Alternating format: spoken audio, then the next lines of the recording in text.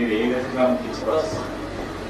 ఒకే reason, మీరందరూ నా బిడ్డలు ఎలాగో నా బిడ్డలతో సమానం అని ఎలా చెప్పానో వాళ్ళు కూడా నా బిడ్డలతో సమానం. వాళ్ళ ఏజ్ కూడా నా బిడ్డల ఏజ్. నా కుమారుడు 32 సంవత్సరాలు 33 సంవత్సరాలు వచ్చినాయి. అలాగే ఈనాడు బాలకృష్ణ గాని చిరంజీవి గారు కానీ వీళ్ళందరూ కుడి విధంగా అదే ఏజ్. వాళ్ళతో మన కంపారిజన్స్ ఉండకూడదు, వాళ్ళతో మనకు పోటీ ఉండకూడదు.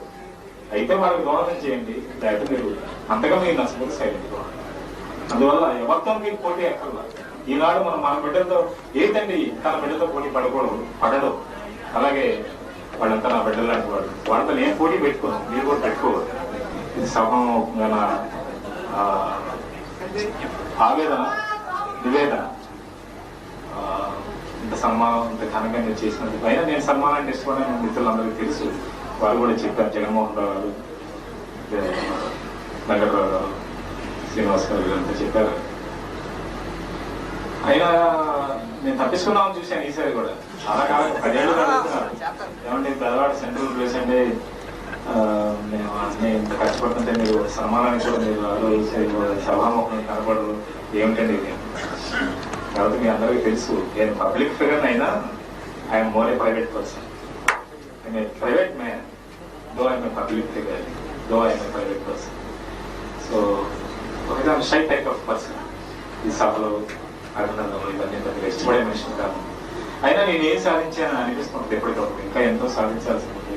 నటుడుగానే వ్యక్తిగా చాలా సాధించాల్సి ఉంది, నటుడుగా కూడా ఇంకెన్నో మిషన్ ఎక్కాల్సి ఉంది. అయినా నాకు సన్మానం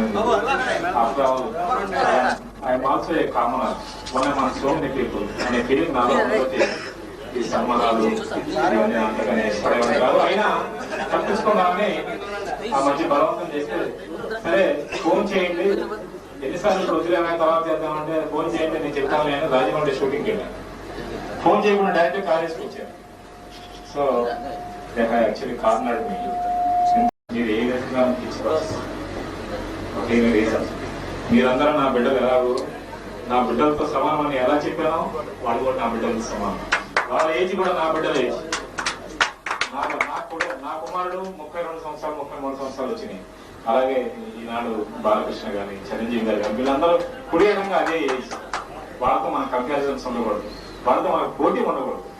అయితే వాళ్ళకి దూరం చేయండి, లేకపోతే మీరు అంతగా మీరు నష్టపోతే సైలెంట్. అందువల్ల ఎవరితో మీకు పోటీ ఎక్కర్లా. ఈనాడు మనం మన బిడ్డలతో ఏంటండి తన బిడ్డతో పోటీ పడడు. అలాగే వాళ్ళంతా నా బిడ్డలు లాంటి వాడు, వాళ్ళతో నేను పోటీ పెట్టుకోను, మీరు కూడా పెట్టుకోవద్దు. ఇది సభంగా ఆవేదన నివేదన. ఇంత సన్మానం ఇంత ఘనంగా నేను చేసినందుకు అయినా నేను సన్మానాన్ని ఇష్టపడిన మిత్రులందరికీ తెలుసు. వారు కూడా చెప్పారు, జగన్మోహన్ రావు గారు, వెంకటరావు గారు, శ్రీనివాస్ గారు వీరంతా చెప్పారు. అయినా నేను తప్పించుకున్నామని చూశాను ఈసారి కూడా.